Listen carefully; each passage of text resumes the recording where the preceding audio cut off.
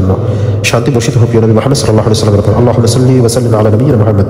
আজকে আমি যে আয়াতটা নিয়ে আলোচনা করব সূরা আল ইমরানের 50 নম্বর আয়াত। আল্লাহ সুবহানাহু ওয়া তাআলা বলেন, বিসমিল্লাহির রহমানির রহিম, ওয়া মুসাদ্দিকান লিমা বাইনা ইয়াদাইয়া মিনাত তাওরাতি ওয়া লিউহিল্লা লাকুম বা'দাল্লাযী حرم عليكم وجئتكم بآية من ربكم فاتقوا الله وأطيعون।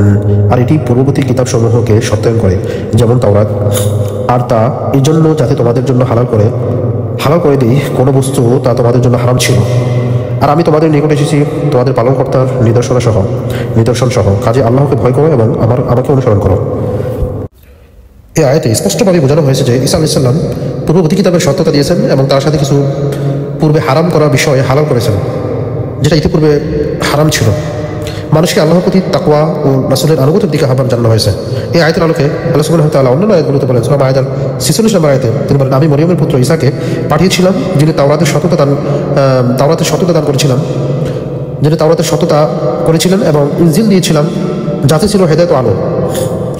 সূরা আস-সাফের 6 নম্বর আয়াতে আল্লাহ সুবহানাহু ওয়া তাআলা বলেন, মরিয়মের পুত্র ঈসা বলেছিলেন, হে বনী ইসরাঈল, আমি তোমাদের নিকট আল্লাহর রাসূল এবং আমার পরে আহমদ নামক এক রাসূল আসবেন। সূরা আরাফের 157 নম্বরে আল্লাহ সুবহানাহু ওয়া তাআলা বলেন, যারা উম্মি রাসূলের অনুসরণ করবে তিনি তাদের জন্য পবিত্র জিনিস হালাল করেন এবং অপবিত্র জিনিস হারাম করেন।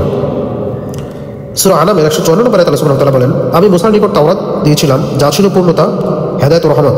সূরা আল ইমরানের 39 নম্বরে আল্লাহ সুবহানাহু ওয়া তাআলা বলেন, আল্লাহ ইয়াহইয়া সম্পর্কে বললেন, তিনি আল্লাহর পক্ষ থেকে এক বাণীর সত্যতা দানকারী। সূরা নিসার 57 নম্বরে আল্লাহ সুবহানাহু ওয়া তাআলা বলেন, তারা বলেছিল আমরা ঈসা আলাইহিস সালামকে হত্যা করেছি, অথচ তারা তাকে হত্যা করেনি এবং ক্রুশবিদ্ধ করেনি।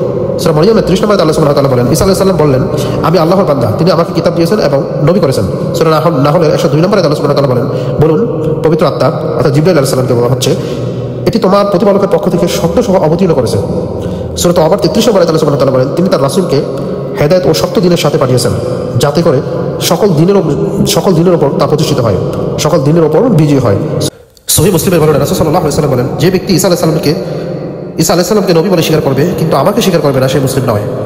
সহিহ বুখারী বর্ণনায় রাসূল সাল্লাল্লাহু আলাইহি ওয়াসাল্লাম বলেন, আমি শেষ নবী এবং আমার পরে আর কোনো নবী নেই। সহিহ মুসলিমের বর্ণনায় রাসূল সাল্লাল্লাহু আলাইহি ওয়াসাল্লাম বলেন, আল্লাহ ঈসা আলাইহিস সালামকে প্রেরণ করবেন, তিনি দামেস্কের পূর্ব দিকে সাদা মিনারে নামবেন এবং বাবলুদ নামক স্থানে দাজ্জালকে হত্যা করবেন। সহিহ বুখারীর অন্য বর্ণনায় রাসূল সাল্লাল্লাহু আলাইহি ওয়াসাল্লাম বলেন, ঈসা ইবনে মারইয়াম দাজ্জালকে অনুসরণ করে হত্যা করবেন। বুখারীর অন্য বর্ণনায় রাসূল সাল্লাল্লাহু আলাইহি ওয়াসাল্লাম বলেন, ঈসা আলাইহিস সালাম ন্যায় বিচারকারী বিচারক হিসাবে পৃথিবীতে আসবেন। তিনি ক্রুশ ভেঙে দিবেন, শূকর হত্যা করবেন এবং জিজিয়া উঠিয়ে দিবেন। মুসনাদ আহমদের বর্ণনায় রাসূল সাল্লাল্লাহু আলাইহি ওয়াসাল্লাম বলেন, যে দাজ্জালের খবর পাবে সে যেন তার থেকে দূরে থাকে। ঈসা আলাইহিস সালাম এসে দাজ্জালকে হত্যা করবেন।